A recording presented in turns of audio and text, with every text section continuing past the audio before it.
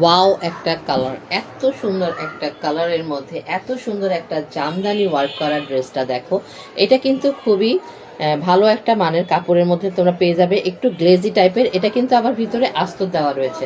কাপড়ের সামনের পোর্শনটা দেখো, পুরোটা জোরে কিন্তু সুন্দর করে জামদানি একটা ওয়ার্ক করা রয়েছে। এই হলো নিচের পোর্শনটা। কালারটা কিন্তু খুব সুন্দর করে ম্যাচিং হয়েছে ব্ল্যাক অ্যান্ড হোয়াইটের মধ্যে। কাপড়টা একটু আমি তোমাকে সামনের থেকে বুঝাই দেখো। এই জন্য এটার ভিতরে কিন্তু আস্তর দেওয়া রয়েছে। হ্যাঁ, এটা হলো ইনারে কাপড়টা ভিতরে। খুবই সুন্দর একটা কালারের মধ্যে খুবই সুন্দর একটা ড্রেস। এটা স্লিপসের পোর্শনটাও খুব সুন্দর তোমরা পেয়ে যাবে। স্লিপসের মধ্যেও সুন্দর করে ওয়ার্ক করা রয়েছে। এই হলো স্লিপসের ওয়ার্কটা।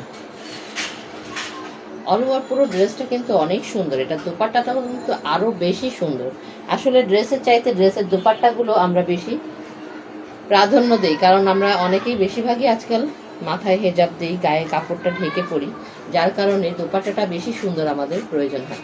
তো সেই জন্যই দেখো এই দোপাট্টাটা অল ওভার পুরো দোপাট্টাটার মধ্যেই কত সুন্দর করে, এটা কিন্তু কোটা দোপাট্টা, ঠিক আছে?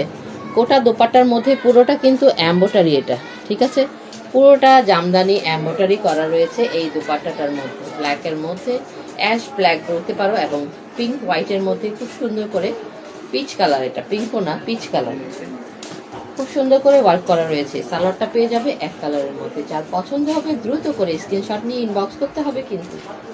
আল্লাহ হাফেজ।